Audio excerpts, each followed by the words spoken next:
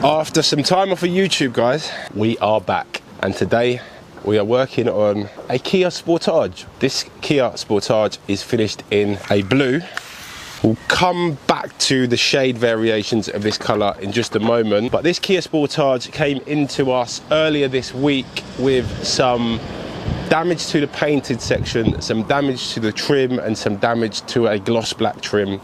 We completed part of the repairs earlier in the week, i.e.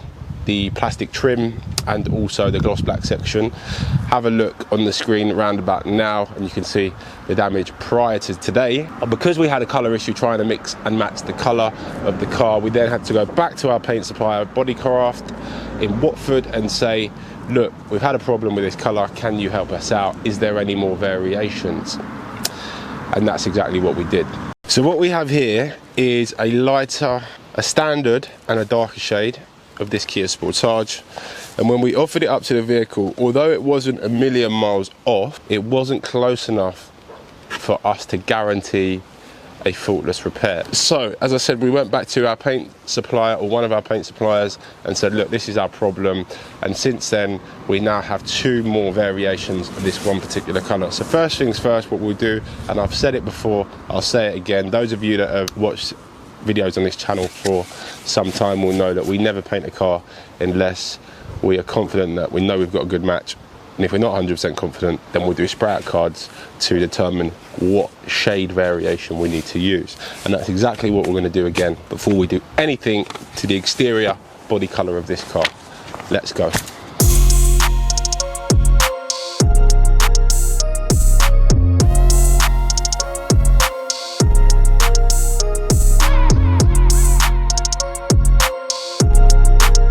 So here you go, guys, you've got four variants of the same colour.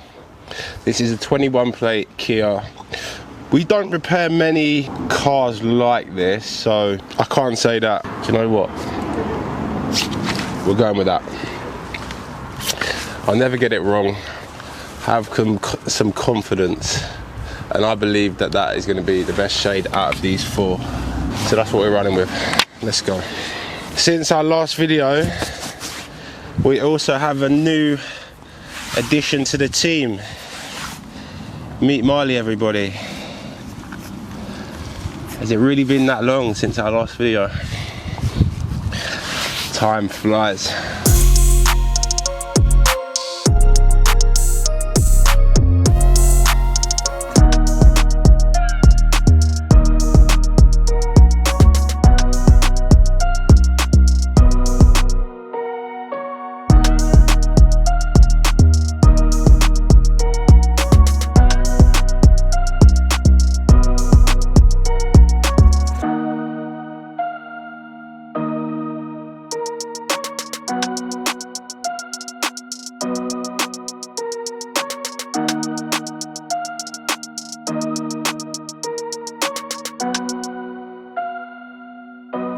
Alright guys, so I'm just starting to base up the rear bumper on this Kia Sportage. The repair's been done, it's been primered, and I've just put the first coat of blue down.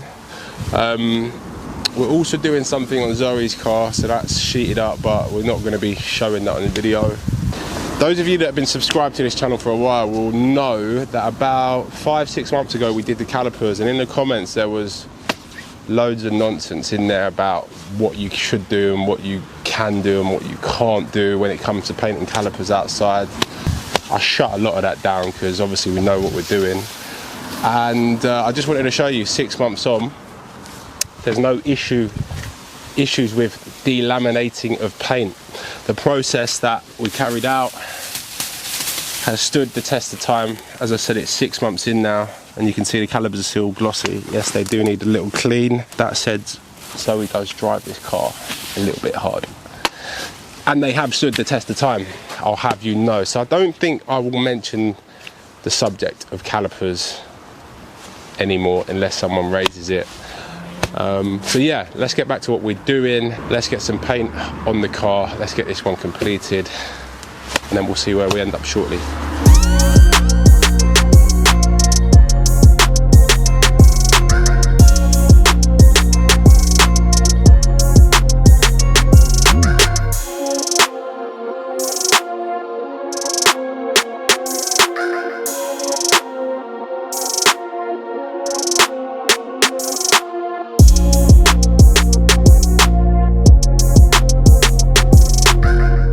So we've got the rear bumper all painted now. Just needs a quick flat and polish.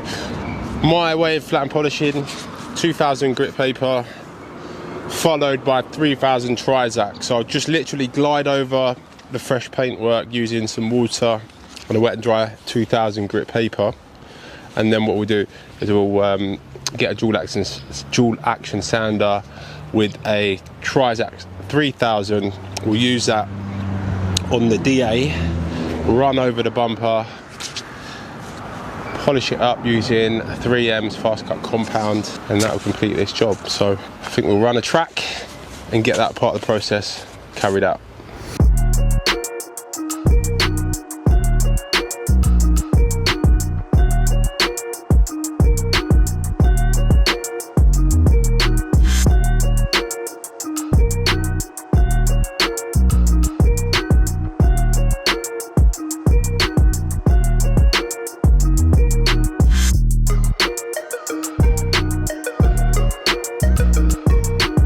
Fresh. Is that fresh or is that fresh? So people, I use a Trizac 3000 for a couple of reasons. One, it makes your life so much easier when you come to polish it up on your machine. Obviously you're taking out 3000 scratches and not 2000 scratches.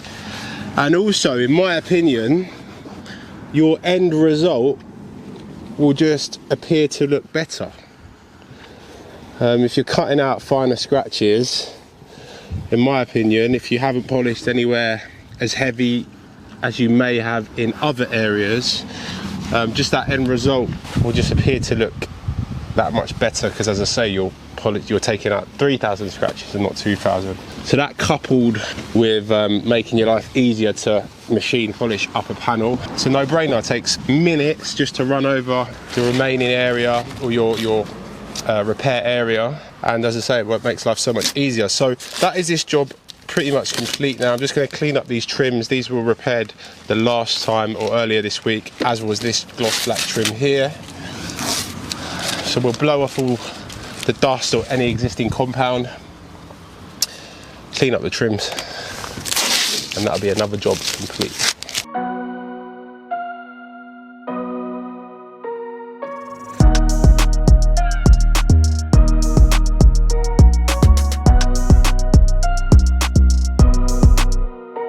Guys, so that is the completed repair. That is the first part of this video. Now what we're going to do is we are going to go to Halfords, because I've got some chips and scratches on my van, and what we're basically going to do is we're going to go to Halfords and we are going to use their scratch or quote-unquote touch-up kit to repair one of our vehicles using the Halfords product. So effectively what it will be is, part of the video will show you how to self-repair at home using high street products. That's the plan anyway. So we'll pick this video up at Halfords.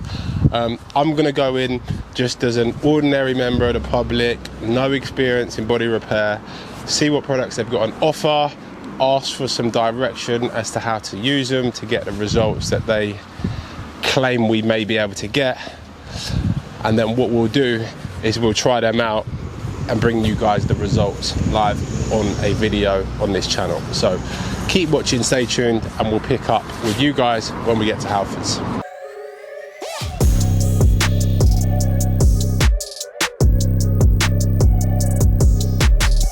Well, basically I've got a small chip and like a 1-inch scratch on my car, and I'm just trying to make it look invisible again. Is there anything that I could use?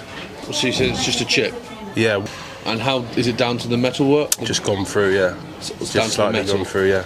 Okay, so you'd probably, if you want to do it like really well, probably recommend getting a bit of sandpaper as well, and then sanding it down first. What kind of grit? Like an 80 or? Give me 1 second. Are you free? Give me 1 second. Cheers. Ordinary member of the public being let loose with sandpaper. Wow. Forgot to tell him car's brand new. Would you be trusted with sandpaper? Is the question. Zoe's nodding her head. Here we come.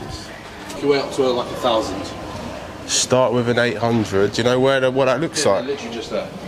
So 800, and then what about the paint? Do I use aerosol?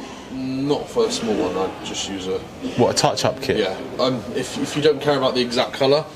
It's not like, as long as it's black. If it don't match, then I'll just do it again. Yeah, fine. Then I would just say go for one of the 4 blacks. And then what's the application process? You've got primer and then the actual paint. So is there no clear coat that goes over the top or anything? Not in that set. There might be one that has it. So basically, get the sandpaper, sand it, put it on, and it goes away. No, you're sanding the area around it so you can repaint over it. With this? Yes. And then put that into the scratch. Yeah. Put what into the paint? This, yeah. Yeah, you paint Into the scratch. over the area. Yeah. Yeah. And then what? It just blends in. Theoretically, yes, but unless you get if you get a different colour, it might stand out quite noticeably. Right. Okay. So if it's the right colour, I shouldn't see the blend. No. What happens with the scratches that I leave in it with the 800? Like, because obviously I'm going to scratch that area, then I'm going to touch it up. Yeah. So you want to do literally just a tiny bit around it. Okay. Yeah. And then it just blends in. It should just if you've done a. And that'll be invisible. I don't know how invisible because I've never done it personally myself. Right, but okay. It's not professional, so. I'll give it a shot and we'll see how it ends up. So it'd be an area that you would use for spray. Like if you're spraying a whole panel, yeah, then you use a spray paint. Yeah. But for like an inch scratch. All right, mate. Nice one. Thanks. Appreciate it. So my van is actually shadow black, not panther black. He said there was shadow black, which is down here. I think what we'll do is we'll try this out on my van. Apparently, he said, you heard in his words, if we sand it back using 800, the area around the scratch, if I put this on with primer, then the base, then the clear, theoretically it goes invisible. No polishing involved, no flat and polishing. Didn't even tell me any curing times. Obviously we'll run through the instructions, but if you want to find out what happens, you have to wait for an up and coming video. We'll see you in the next one.